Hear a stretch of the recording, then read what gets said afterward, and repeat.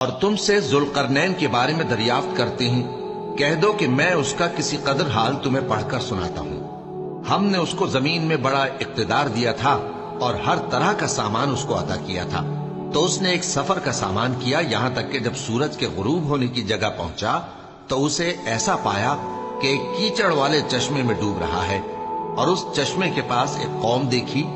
ہم نے کہا ذوالقرنین، تم ان کو خواہ تکلیف دو خواہ ان کے بارے میں بھلائی اختیار کرو، دونوں باتوں کی تم کو قدرت ہے۔ ذوالقرنین نے کہا کہ جو کفر و بد کرداری سے ظلم کرے گا اسے ہم سزا دیں گے،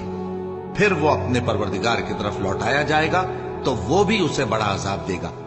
اور جو ایمان لائے گا اور عمل نیک کرے گا اس کے لیے بہت اچھا بدلہ ہے، اور ہم اپنے معاملے میں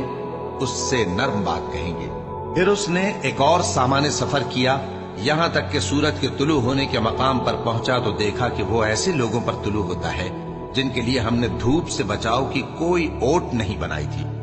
حقیقت یوں ہی تھی، اور جو کچھ اس کے پاس تھا ہم کو سب کی خبر تھی۔ پھر اس نے ایک اور سفر کا سامان کیا، یہاں تک کہ دو اونچے سیدھے پہاڑوں کے درمیان پہنچا تو دیکھا کہ ان کے اس طرف کچھ لوگ ہیں کہ بات کو سمجھ نہیں سکتے۔ ان لوگوں نے کہا کہ اے ذوالقرنین، یاجوج اور ماجوج اس علاقے میں فساد کرتے رہتے ہیں، بھلا ہم آپ کے لیے خرچ کا انتظام کر دیں کہ آپ ہمارے اور ان کے درمیان ایک دیوار کھینچ دیں۔ ذوالقرنین نے کہا کہ خرچ کا جو مقدور اللہ نے مجھے بخشا ہے وہ بہت اچھا ہے، تم مجھے قوت بازو سے مدد دو، میں تمہارے اور ان کے درمیان ایک مضبوط رکاوٹ بنا دوں گا۔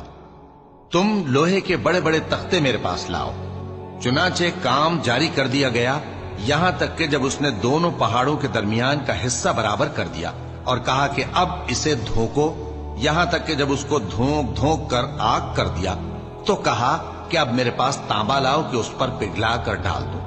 پھر ان میں یہ قدرت نہ رہی کہ اس پر چڑھ سکیں، اور نہ یہ طاقت رہی کہ اس میں نقب لگا سکیں۔ بولا کہ یہ میرے پروردگار کی مہربانی ہے، پھر جب میرے پروردگار کا وعدہ آ پہنچے گا تو اس کو ڈھا کر ہموار کر دے گا، اور میرے پروردگار کا وعدہ سچا ہے۔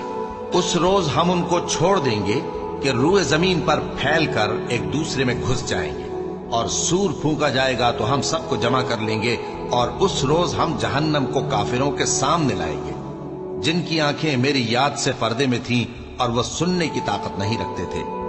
اب کیا کافر یہ خیال کرتے ہیں کہ وہ میرے بندوں کو میرے سوا اپنا کارساز بنائیں گے تو میں خفا نہیں ہوں گا؟ ہم نے ایسے کافروں کے لیے جہنم کی مہمانی تیار کر رکھی ہے۔ کہہ دو کہ ہم تمہیں ایسے لوگ بتائیں جو اعمال کے لحاظ سے بڑے نقصان میں ہیں۔